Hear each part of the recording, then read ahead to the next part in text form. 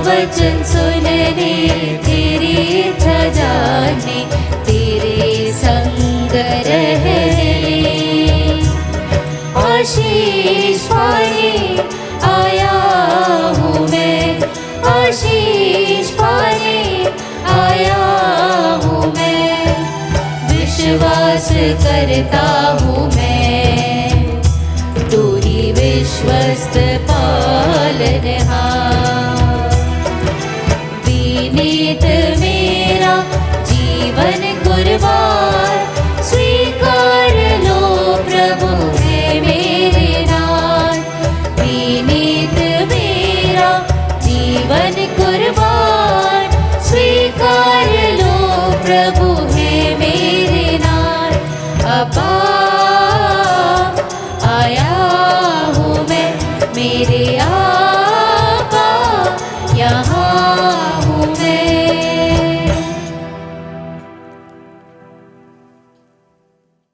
पिता और पुत्र और पवित्र आत्मा के नाम पर आमीन।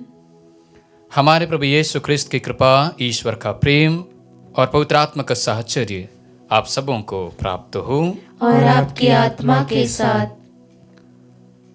ख्रिस्त में प्रिय भाई और बहनों, आइए हम कृतज्ञ हृदय से प्रभु के इस वेदी के पास आए। उसके असीम कृपादानों के लिए हम प्रभु को सारे हृदय से आज की इस प्रातः बेला में धन्यवाद दें। हम 40 काल के 5वां सप्ताह में प्रवेश कर चुके हैं और आज हमें प्रभु विशेष रूप से ये कहना चाहते हैं कि सबसे पहले तुम अपने अंदर झांक कर देखो। हमारी ये मानवीय स्वभाव है कि हम अपने गलतियों को, अपने कमजोरियों को अनदेखा करके दूसरों पर उंगली उठाते हैं। इस पूरे 40 काल के दरमियान प्रभु हमसे चाहते हैं कि हम अपने आप को सबसे पहले शुद्ध करें, पवित्र करें और तब जाकर हम दूसरों को रास्ता बताने के योग्य बन सकते हैं। आइए, जब हम इस पवित्र मिस्सा बलिदान में भाग लेने के लिए आए हैं, थोड़ी देर मौन होकर के अपने अंदर झांक कर देखें, अपने अंतःकरण की जांच करें कि मैं कई बार अपने कमजोरियों को ना देखते हुए दूसरों पर उंगली उठाता हूं, दूसरों की गलतियों को ढूंढता हूं, दूसरों को चोट पहुंचाता हूं। उन सभी अवसरों के लिए प्रभु मुझे शुद्ध और पवित्र करे। उन सभी अवसरों के क्षण मुझे प्रभु की विशेष अनुग्रह और कृपा मिले ताकि मैं दूसरों की गलतियों को नहीं बल्कि अपनी कमजोरियों को सबसे पहले ढूंढते हुए, खोजते हुए अपने जीवन में सुधार कर सकूं। हम सब मिलकर बोलें, हे भाई और बहनों, मैं सर्वशक्तिमान ईश्वर और आप लोगों के सामने स्वीकार करती हूँ कि मैंने मन, वचन और कर्म से तथा अपना कर्तव्य पूरा न करने से, अपने कसूर से,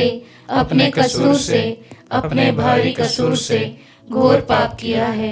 इसलिए मैं नित्य कुंवारी धन्य मरियम से, सब स्वर्गदूतों, संतों और आप लोगों से, हे भाइयों बहनों, विनती करती हूँ कि आप लोग मेरे लिए प्रभु ईश्वर से प्रार्थना करें। सर्वशक्तिमान ईश्वर हम लोगों पर दया करे और हमारे पाप क्षमा कर हमें अनंत जीवन प्रदान करे। आमीन। हे प्रभु दया कर, हे प्रभु दया कर, हे ख्रिस्त दया कर, हे ख्रिस्त दया कर, हे प्रभु दया कर। हे प्रभु दया कर। हम प्रार्थना करें। हे ईश्वर, तेरी अद्भुत कृपा से हम हर प्रकार की आशीष प्राप्त करते हैं। ऐसी कृपा कर कि हम अपना पुराना स्वभाव त्याग कर नया जीवन अपनाएं और स्वर्ग राज्य की महिमा के लिए स्वयं को तैयार करें। हमारे प्रभु तेरे पुत्र यीशु ख्रिस्त के द्वारा, जो तेरे तथा पवित्र आत्मा के संग ईश्वर होकर युगानुयुग जीते और राज्य करते हैं। आमीन। पहला पाठ नबी दानियल का ग्रंथ, अध्याय 13 वचन संख्या 41 से 62। लोगों ने सुसन्ना को प्राणदंड की आज्ञा दी। इस पर सुसन्ना ने ऊंचे स्वर से पुकार कर कहा, हे शाश्वत ईश्वर, तू सब रहस्य और भविष्य में होने वाली घटनाएं जानता है। तू जानता है कि इन्होंने मेरे विरुद्ध झूठी गवाही दी है। इन्होंने जिन बुरी बातों का अभियोग मुझ पर लगाया है, मैंने उसमें से एक भी नहीं किया, फिर भी मुझे मरना होगा। ईश्वर ने उसकी सुन ली। जब लोग उसे प्राणदंड के लिए ले जा रहे थे, तो ईश्वर ने दानियल नामक युवक को एक दिव्य प्रेरणा उत्पन्न की। वह पुकार कर कहने लगा, मैं इसके रक्त का दोषी नहीं हूँ। इस पर सब लोग उसकी ओर देखने लगे और बोले, तुम्हारे कहने का क्या अभिप्राय है? उसने उनमें खड़े होकर कहा, हे इज़राइलियों, आप लोगों की बुद्धि कहाँ है, जो आप जांच और पूरी जानकारी के बिना इज़राइल की पुत्री को प्राणदंड देते हैं। आप न्यायालय लौट जाएं, क्योंकि इन्होंने इसके विरुद्ध झूठी गवाही दी है। इस पर लोग तुरंत लौट गए और नेताओं ने दानियल से कहा, आइए हमारे बीच बैठिए और हमें अपनी बात बताइए, क्योंकि ईश्वर ने आपको नेताओं जैसा अधिकार प्रदान किया। दानियल ने उनसे कहा, इन दोनों को एक दूसरे से अलग कर दीजिए और मैं इनसे पूछताछ करूंगा। जब दोनों को अलग कर दिया गया, तो दानियल ने एक को बुलाकर उससे कहा, अधर्म करते करते तेरे बाल पक गए हैं। अब तुझे अपनी पुराने पापों का दंड मिलने वाला है। तू निर्दोषों को दंड देकर और दोषियों को निर्दोष ठहराकर अन्यायपूर्वक विचार किया करता था, जबकि प्रभु ने कहा है, तुम निर्दोष और धर्मी को प्राणदंड नहीं दोगे। अब यदि तूने इसे देखा, तो हमें बता कि तूने किस वृक्ष के नीचे इन दोनों को साथ देखा। उसने उत्तर दिया, बाबूल के नीचे। दानियल ने कहा, इतना बड़ा झूठ बोलकर तूने अपना सिर गवा दिया है।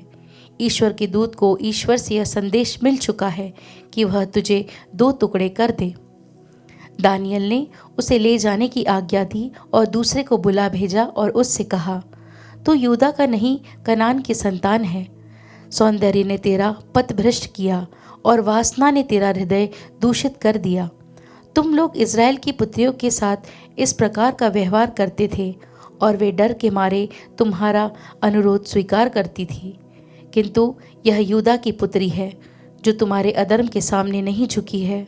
तो मुझे बता, तूने किस वृक्ष के नीचे दोनों को साथ देखा? उसने उत्तर दिया, बलूत के नीचे।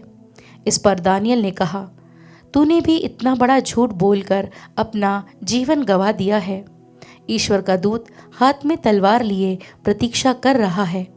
वह तुझे 2 टुकड़े कर देगा और तुम दोनों का सर्वनाश करेगा। तब समस्त सभा ऊंचे स्वर से जयकार करते हुए ईश्वर की स्तुति करने लगी, जो अपने पर भरोसा रखने वाले की रक्षा करता है। दानियल ने उसके अपने शब्दों द्वारा दोनों नेताओं की गवाही असत्य प्रमाणित की थी, इसलिए लोग उन पर टूट पड़े और उन्होंने मूसा की संहिता के अनुसार उन दुष्टों को वह दंड दिया जिसे वे अपने पड़ोसी को दिलाना चाहते थे, और लोगों ने दोनों का वध कर डाला। प्रभु की वाणी। ईश्वर को धन्यवाद। भजन अनुवाक्य। चाहे अंधेरी घाटी होकर जाना ही क्यों न पड़े, मुझे किसी अनिष्ट की आशंका नहीं, क्योंकि तू मेरे साथ रहता है। चाहे अंधेरी घाटी होकर जाना ही क्यों ना पड़े, मुझे किसी अनिष्ट की आशंका नहीं, क्योंकि तू मेरे साथ रहता है। प्रभु मेरा चरवाहा है, मुझे किसी बात की कमी नहीं। वह मुझे हरे मैदानों में चराता है। वह मुझे विश्राम के लिए जल के निकट ले जाकर मुझ में नवजीवन का संचार करता है। अनुवाक्य। चाहे अंधेरी घाटी होकर जाना ही क्यों ना पड़े, मुझे किसी अनिष्ट की आशंका नहीं, क्योंकि तू मेरे साथ रहता है। वह अपने नाम का सच्चा है, वह मुझे धर्म मार्ग पर ले चलता है। चाहे अंधेरी घाटी होकर जाना ही क्यों न पड़े, मुझे किसी अनिष्ट की आशंका नहीं, क्योंकि तू मेरे साथ रहता है। तेरी लाठी तेरे डंडे पर मुझे भरोसा है। अनुवाक्य। चाहे अंधेरी घाटी होकर जाना ही क्यों ना पड़े, मुझे किसी अनिष्ट की आशंका नहीं, क्योंकि तू मेरे साथ रहता है। इस प्रकार तेरी भलाई और तेरी कृपा से मैं जीवन भर घिरा रहता हूँ। प्रभु के मंदिर में ही मेरा घर है, मैं उसमें अनंत काल तक निवास करूँगा। अनुवाक्य: चाहे अंधेरी घाटी होकर जाना ही क्यों ना पड़े, मुझे किसी अनिष्ट की आशंका नहीं, क्योंकि तू मेरे साथ रहता है। जय घोष। प्रभु कहता है, मैं पापी की मृत्यु से नहीं बल्कि इससे प्रसन्न हूँ कि वह पश्चाताप करे और अनंत जीवन प्राप्त करे। प्रभु आप लोगों के साथ हो और आपकी आत्मा के साथ। संत योहन के अनुसार पवित्र सुसमाचार। हे प्रभु तेरी महिमा हो। अध्याय 8 पद संख्याएं 1 से 11 तक।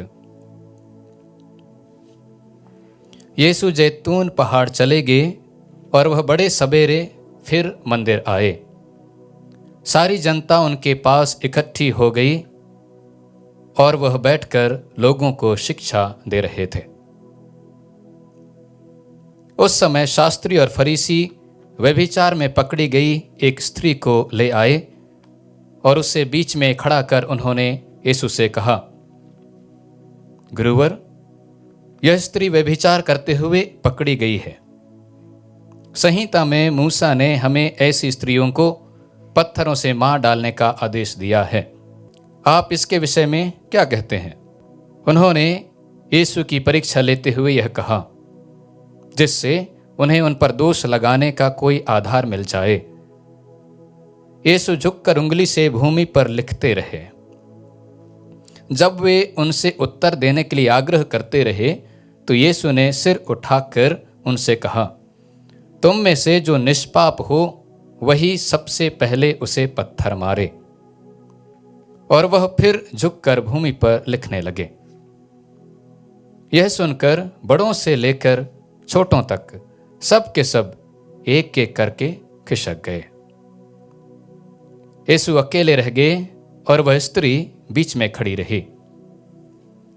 तब यीशु ने सिर उठाकर उससे कहा, नारी, वे लोग कहाँ हैं? क्या एक ने भी तुम्हें दंड नहीं दिया? उसने उत्तर दिया, महोदय, एक ने भी नहीं। इस पर यीशु ने उससे कहा, मैं भी तुम्हें दंड नहीं दूंगा, जाओ और अब से फिर पाप नहीं करना। प्रभु का सुसमाचार। हे क्रिस्त तेरी स्तुति हो। क्रिस्त में प्रिय भाई और बहनों, आज के दोनों ही पाठों में हम दो महिलाओं के बारे में पढ़े हैं जिन पर व्यभिचार का इल्जाम लगा है। एक निर्दोष थी और दूसरा दोषी। ईश्वर की कृपा से दोनों को ही जीवन दान प्राप्त होता है। आज मैं आप लोगों के सामने मनन चिंतन के लिए एक विषय रखना चाहता हूं। वो यह है, हमारा ईश्वर कराह सुनने वाला ईश्वर है, वह दंड देने वाला नहीं। आज के पहले पाठ में हमने सुना कि किस प्रकार सुसन्ना, जो कि एक निर्दोष महिला थी, इस पर व्यभिचार का पाप करने का इल्जाम लगाया गया है। लेकिन हमारा जो ईश्वर है, जैसा कि मैंने कहा, वो कराह सुनने वाला ईश्वर है। वो निर्दोष लोगों को कभी भी ज़्यादा समय तक कष्ट सहने नहीं देगा। हम देखते हैं निर्गमन ग्रंथ में अध्याय 3 में, जब इस्राएली जनता मिस्र देश की गुलामी कर रही थी, उस समय वो इतने तंग आ गए, इतने अधिक परेशान हो गए कि अब उनके पास कोई दूसरा चारा, कोई दूसरा रास्ता नहीं था सिवाय ईश्वर की दुहाई देने की। और उस समय वो लोग ईश्वर की दुहाई देने के लिए चिल्लाते हैं, पुकारते हैं। प्रभु उनकी पुकार सुनता है। और निर्गमन ग्रंथ के अध्याय 3 पद संख्या 7 में प्रभु का वचन कहता है, प्रभु ने कहा, मैंने मिस्र में रहने वाली अपनी प्रजा की दयनीय दशा देखी और अत्याचारियों से मुक्ति के लिए उसकी पुकार सुनी है। मैं उसका दुख अच्छी तरह जानता हूँ। इसलिए मैंने कहा हमारा ईश्वर जो है वो कराह सुनने वाला ईश्वर है। वो अपनी प्रजा की दुख तकलीफ और परेशानियों को अच्छी तरह से जानता है। इस स्तोत्र ग्रंथ के अध्याय 34 पद संख्या 7 में प्रभु कहते हैं, दीनहीन ने दुहाई दी और प्रभु ने उसकी सुनी। जब हम लोग दीनहीन होकर के, विनम्र होकर के ईश्वर की दुहाई देते हैं, ईश्वर को पुकारते हैं, वो हमारी कराह सुनता है, हमारी पुकार सुनता है। हम कभी कभी सोचते हैं ईश्वर हमारी आवाज नहीं सुनता है, हमारी पुकार नहीं सुनता है, हमारी प्रार्थनाओं का उत्तर नहीं देता है। पुनः प्रभु का वचन इस स्तोत्र ग्रंथ अध्याय 94 पद संख्या 9 में कहता है, वो वह ईश्वर है जिसने कान बनाया, क्या वो सुन नहीं सकता? जिसने आंखें बनाई, क्या वो देख नहीं सकता? कहने का तात्पर्य है हमारा ईश्वर हमारी पुकार सुनता है। वो अपने समय के अनुसार, अपनी इच्छा के अनुसार हमारी हर प्रार्थनाओं को, हर पुकार को, हर अर्जियों को पूरा करता है। इसलिए हमें सुसन्ना के समान निर्दोष जीवन जीते हुए, अगर मनुष्य से कोई सहायता ना मिले, नो प्रॉब्लम, कोई बात नहीं, लेकिन ईश्वर से हमें अवश्य जरूर सहयोग और सहायता मिलेगी। इस पर भरोसा रखते हुए हमें आगे बढ़ने की आवश्यकता है। ख्रिस्त में प्रिय भाई और बहनों, सुसमाचार में हम देखते हैं कि हमारा ईश्वर जो है वो दंड देने वाला ईश्वर नहीं है, वो दया करने वाला ईश्वर है। आज हम देखते हैं कि सुसमाचार में कुछ यहूदी लोग एक महिला को यीशु के पास इसलिए लाते हैं ताकि वो प्रभु यीशु में कुछ ना कुछ दोष निकालें। उन्हें मूसा की संहिता का पूरा ज्ञान था और फिर मूसा की संहिता के अनुसार कोई भी स्त्री, महिला जो व्यभिचार करते हुए पकड़ी गई है, उसे पत्थरों से मार डाला जाना है। हमने ये देखा है विधि विवरण ग्रंथ अध्याय 22 में।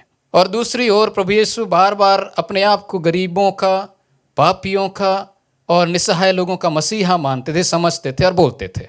तो यहाँ पर वो लोग सोच रहे थे कि क्या ये मूसा के नियम संहिता का पालन करेगा या पापियों को बचाएगा। प्रभु यीशु एक शब्द मात्र से उनका मुंह बंद कर देता है, वो है जो निर्दोष हो वही सबसे पहले पत्थर मारे। मैंने कहा कि ये जो शास्त्री लोग थे, फरीसी लोग थे, ये लोग धर्म ग्रंथ के ज्ञाता थे। वो लोग जानते थे धर्म ग्रंथ के बारे में बखूबी। आदम और हेवा जो हमारे आदि माता पिता हैं, इनके आज्ञा उल्लंघन के द्वारा पाप का प्रवेश सभी मनुष्य में हुआ। जैसा कि रोमियों को लिखते हुए संत पौलुस भी कहते हैं अध्याय 3 पद संख्या 23 में, सबों ने पाप किया और सब ईश्वर की कृपा से वंचित हो गए। हम में से कोई भी नहीं कह सकता कि मैं निर्दोष हूँ।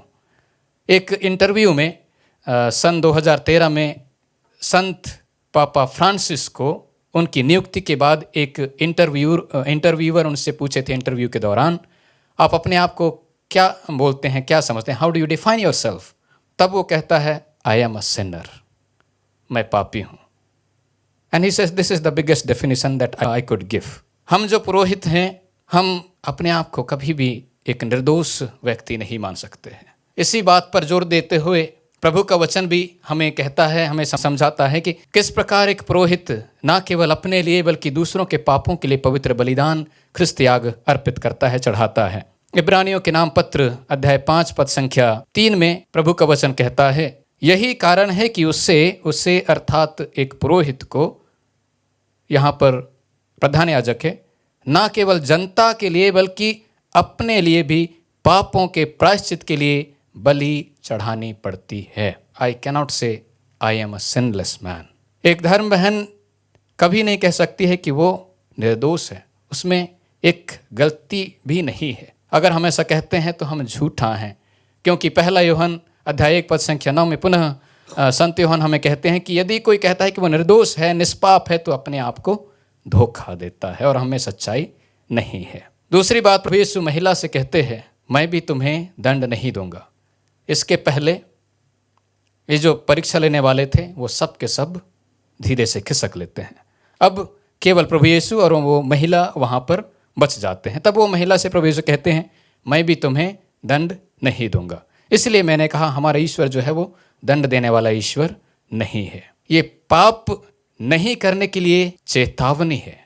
कोई लोग इसको गलत अर्थों में लेते हैं कि पाप करने के लिए प्रोत्साहन है। नो नो नो, ये पाप करने के लिए प्रोत्साहन नहीं है, पाप नहीं करने के लिए एक चेतावनी है।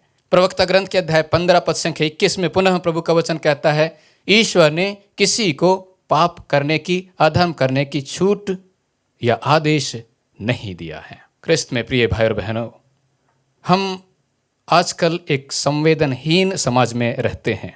कई बार हम इंसानियत भूल जाते हैं। आइए हम थोड़ी देर अपने अंतःकरण की जांच करते हुए प्रभु से प्रार्थना करें। अपने आप से सबसे पहले पूछें, मेरा रवैया किस प्रकार का है? माता के गर्भ में कई बच्चों की हत्या कर दी जाती है, क्या मैं उनकी चीख, उनकी चिल्लाहट सुनता हूँ? कई ऐसी लड़कियाँ हैं, महिलाएं हैं जिनको शारीरिक रूप से, मानसिक रूप से प्रताड़ित किया जाता है, कई प्रकार के शोषण का सामना करना पड़ता है, क्या मैं उनकी आवाज़ सुनता हूँ? कई ऐसे लोग हैं जो अपने लिए आवाज़ नहीं उठाते हैं, उनके साथ अन्याय किया जाता है, क्या मैं न्याय के लिए खड़ा रहता हूँ? आज मुझे और आपको दानियल बनने की आवश्यकता है। ही टुक अ डिफरेंट स्टैंड। उसने एक अलग स्टैंड लिया, वो भीड़ के पीछे नहीं भागा जो सुसन्ना को पत्थरों से मार डालना चाहता था। लोगों के ऊपर अगर ताने मारे जाते हैं, कीचड़ उछाला जाता है, हम ऐसे लोगों का सहारा बने, ऐसे लोगों के लिए आगे आएं, हमें प्रभु की विशेष आशीष और कृपा प्राप्त हो। इसी के लिए हम आज के पवित्र मिस बलिदान के दरमियान प्रार्थना करें।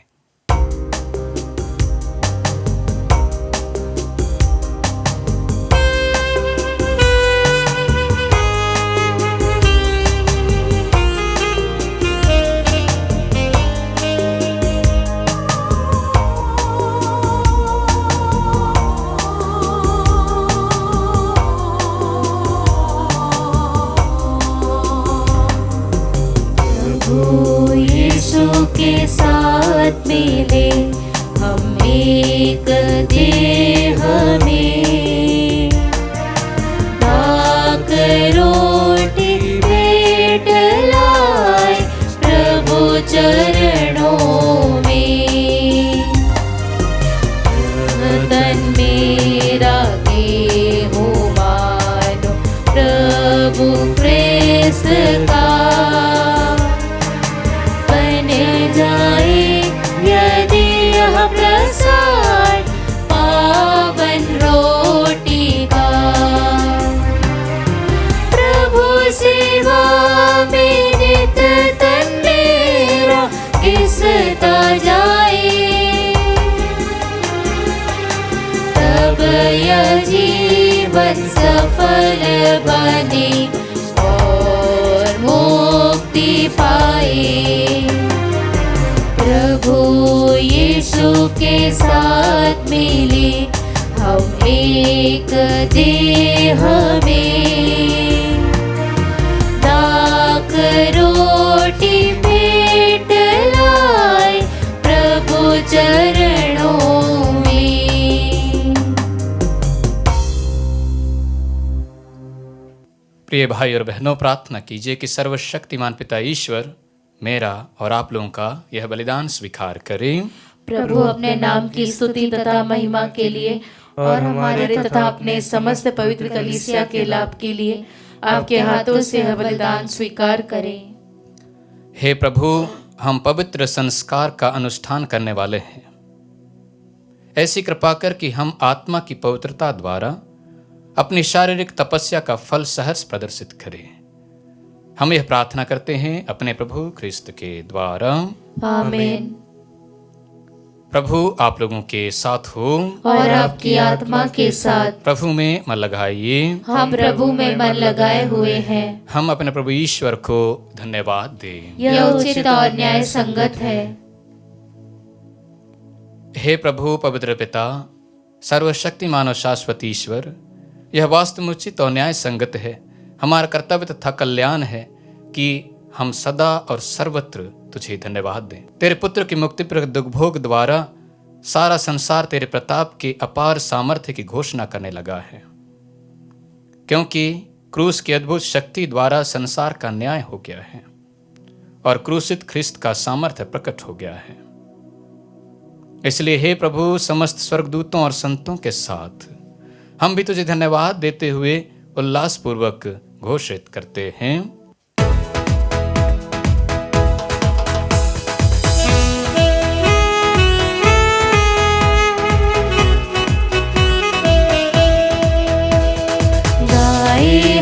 सब मिलकर जीवंत ईश्वर का स्तुति गाए हम सब मिलकर जीवंत ईश्वर का स्तुति गाए।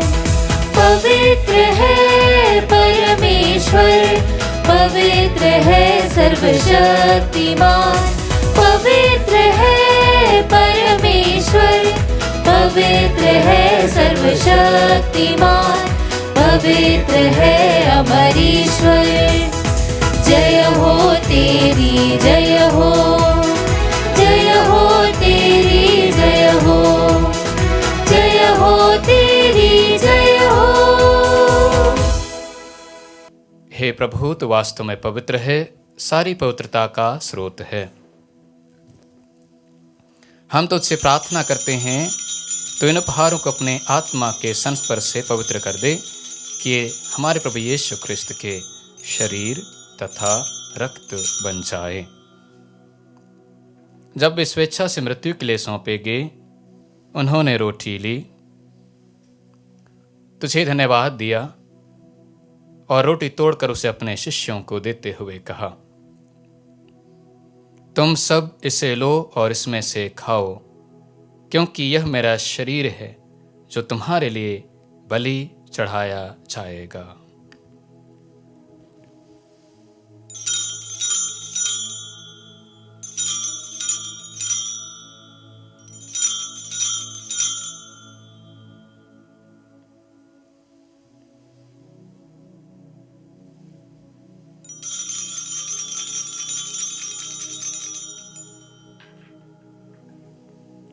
इसी भांति भोजन के बाद उन्होंने कटोरा लिया, तुझे धन्यवाद दिया और उसे अपने शिष्यों को देते हुए कहा,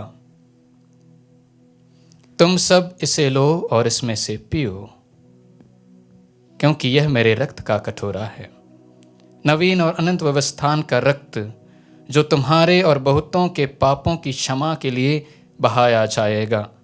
तुम मेरी स्मृति में यह करो।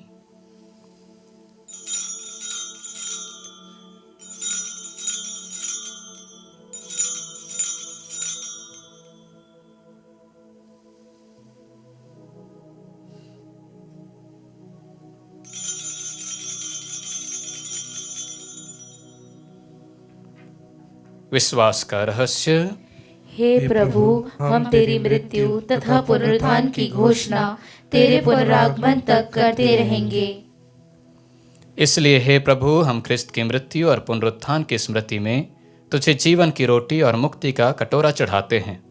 हम तुझे धन्यवाद देते हैं कि तूने हमें अपने सम्मुख उपस्थित होने और अपनी सेवा करने का सौभाग्य प्रदान किया है। हमारा नम्र निवेदन है कि हम सब ख्रिस्त का शरीर और रक्त ग्रहण करके पवित्र आत्मा के द्वारा एकता के सूत्र में बंधे रहे।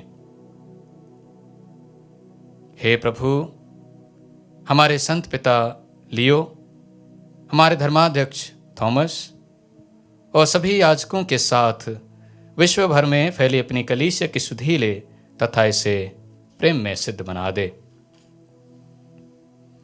हमारे उन भाई बहनों की भी सुधि ले जो पुनरुत्थान की आशा में परलोक सिधार चुके हैं।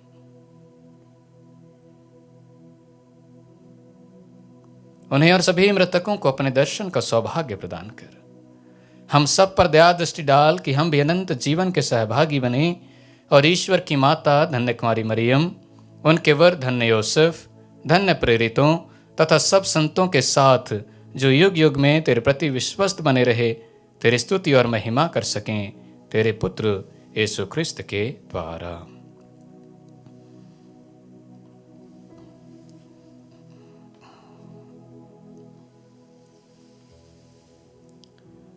इन्हीं प्रभु ख्रिस्त के द्वारा, इन्हीं के साथ और इन्हीं में, हे सर्वशक्तिमान पिता ईश्वर, पवित्र आत्मा के साथ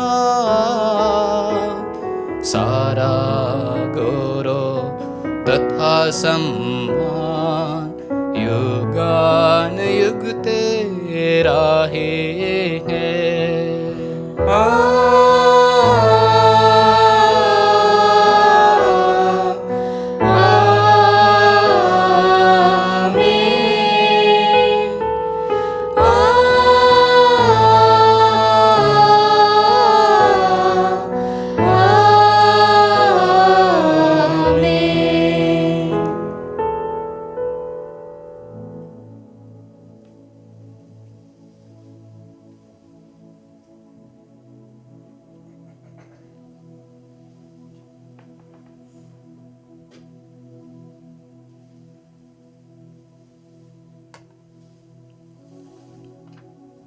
मुक्तिदाता के आदेश पर और दिव्य शिक्षा से सुदृढ़ होकर हम साहस के साथ प्रेम पूर्वक कहते हैं, हे हमारे पिता जो स्वर्ग में है, तेरा नाम पवित्र माना जाए, तेरा राज्य आए, तेरी इच्छा जैसे स्वर्ग में वैसे इस पृथ्वी पर भी पूरी हो।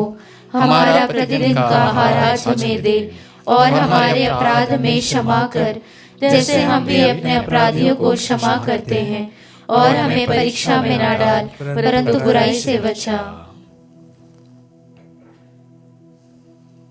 हे प्रभु, हम तुझसे प्रार्थना करते हैं, सभी बुराइयों से हमें बचा और इस जीवन में हमें कृपा पूर्वक शांति प्रदान कर। हम तेरी दया से सदा पाप से दूर और हर विपत्ति से सुरक्षित रहें और उस दिन की प्रतीक्षा करते रहें जब हमारे मुक्तिदाता यीशु ख्रिस्त फिर आकर हमारे धन्य आशा पूरी करेंगे। क्योंकि तेरा राज्य, तेरा सामर्थ्य और तेरी महिमा अनंत काल तक बनी रहती है। हे प्रभु यीशु ख्रिस्त, तूने अपने प्रेरितों से कहा है, मैं तुम्हारे लिए शांति छोड़ जाता हूँ, अपनी शांति तुम्हें प्रदान करता हूँ। तो हमारे पापों पर नहीं, अपनी कलीसिया के विश्वास पर दृष्टि डाल और कृपा पूर्वक उसे शांति तथा एकता प्रदान कर तू युगानुयुग जीता और राज्य करता है। आमीन। प्रभु की शांति सदा आप लोगों के साथ हो और आपकी आत्मा के साथ। परस्पर शांति अभिवादन कीजिए। हे ईश्वर के मेमने, तू संसार के पाप भर लेता है, हम पर दया कर। हे ईश्वर के मेमने, तू संसार के पाप भर लेता है, हम पर दया कर। हे ईश्वर के मेमने, तू संसार के पाप भर लेता है, हमें शांति प्रदान कर।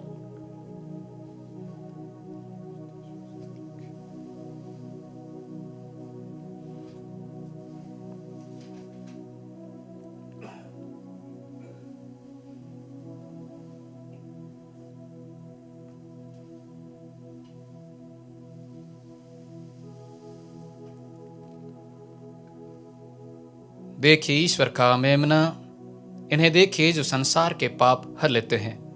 धन्य है वे जो मेमने के भोज में बुलाए गए हैं। हे प्रभु, मैं इस योग्य नहीं हूँ कि तू मेरे यहाँ आए, किंतु एक ही शब्द कह दे और मेरी आत्मा चंगी हो जाएगी।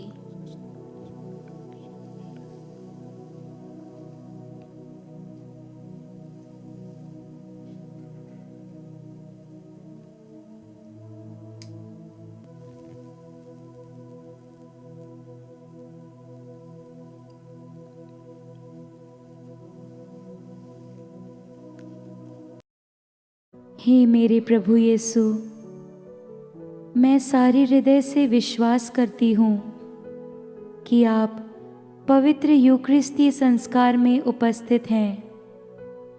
हे प्रभु, मैं सभी चीज़ों से बढ़कर आपको प्रेम करती हूँ और मेरी यही अभिलाषा है कि आप मेरी आत्मा में आकर बस जाएं, क्योंकि हे प्रभु, मैं आपको आज ग्रहण करने में असमर्थ हूँ।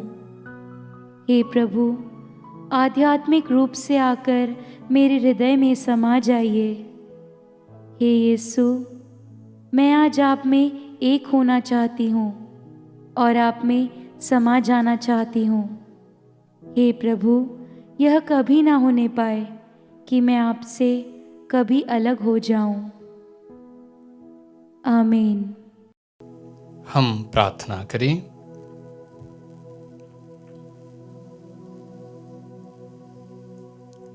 हे प्रभु, हम तेरे संस्कारों की कृपा से सबल बन गए हैं।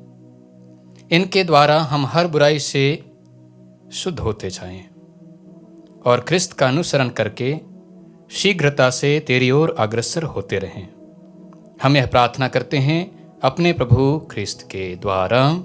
आमीन। प्रभु आप लोगों के साथ हो और आपकी आत्मा के साथ। प्रभु की आशीष के लिए सिर झुकाइए। हे प्रभु, अपनी प्रार्थी प्रजा को पापों से मुक्त कर दे, वह पवित्र जीवन बिताते हुए हर विपत्ति से बची रहे। हम यह प्रार्थना करते हैं अपने प्रभु ख्रिस्त के द्वारा।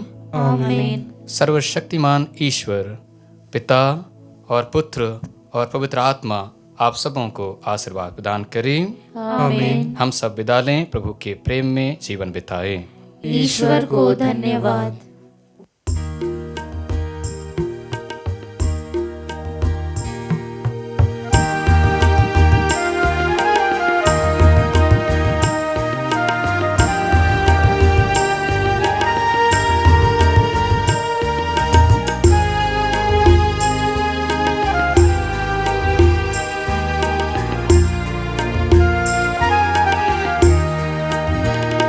जो क्रूस पे कुर्बान है, वो मेरा मसीहा है। हर ज़ख्म जो उसका है, वो मेरे गुनाह का है, वो मेरे गुनाह का है।